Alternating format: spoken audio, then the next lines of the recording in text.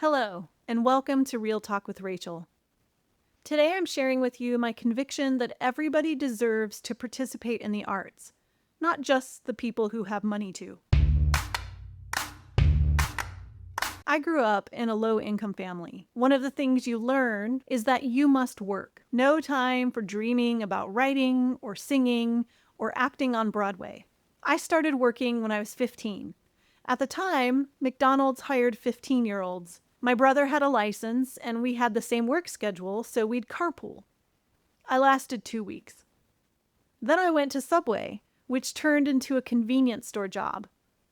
Cleaning the public bathrooms were the worst. But it was part of my job, so I sucked it up and did it. Those were the kinds of jobs we were supposed to work and be thankful for having and enjoy doing.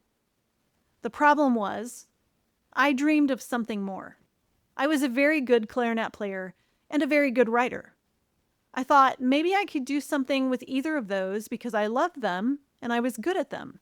I graduated valedictorian of my high school class and earned a full scholarship to Texas State University, which was in the last 3 years of being called Southwest Texas State University. I also had government grants to fill in the gaps, because even with a full scholarship, there were gaps. I had tested out of both semesters of college English because of my AP scores, a 4 and a 5. So I took my first creative writing class my freshman year at Texas State. I still remember the day one of my fellow students confessed in the class that he believed only wealthy people should be able to have a career in the arts, like writing, because they had the income to support themselves, and creative people shouldn't be a drain on society. Meaning, people who weren't wealthy, who were creative and chose creative careers, would be a drain on society. The government would have to pay their bills. In other words, poor people shouldn't be able to choose a career in the arts. Maybe not even participation. Maybe he didn't mean his words to be exclusionary to people who weren't wealthy, people like me. Likely, the majority of my classmates had parents wealthy enough to pay for their college careers. But there I sat, a young woman on the wrong side of class, who loved both music and writing. I'd heard some version of that talk all my life. Pick a steady career so you don't need government support. It's shameful not to be able to pay your bills. This kind of thinking isn't uncommon. You see it in the way these systems are set up. I have a son in the theater program at his public high school. This year alone, we spent more than $500 for him to participate in plays. We don't have that in our budget. We're upper-lower class, not even middle class anymore. But he's very talented, and he deserves a shot. So we cut from our grocery budget. We drive a little less. We have another son who's in art. The art fees add up. 2 other sons are in band. The band fees are untenable. It all costs money. And what about the people who have no room in their grocery budget or can't drive less? They just can't participate.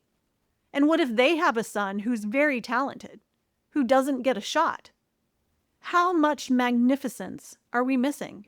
This kind of thinking, the thinking that says, well, if they're poor, it's probably better that they don't get a shot at creative careers because they're not a drain on society's pocketbook, is deeply misguided. Low-income people are creative. You have to be.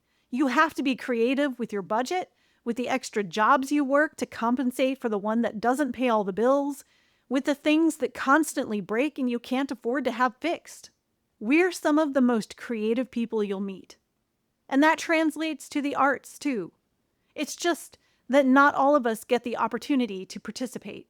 Everyone should have an equal opportunity to participate in the arts. Lack of money should not prohibit a kid or teen or adult from being able to develop their skills and shine. How many of the greats, painters, musicians, writers, were not from wealthy families? They had patrons who supported them, people who believed in their talent and supported their pursuit.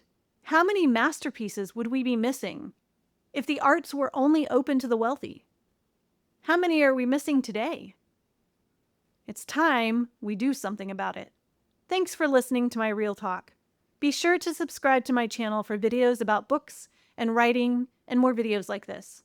And sign up for my newsletter at racheltolson.com for inspiration, book recommendations, news, and writing prompts. Stay strong, and see you next time.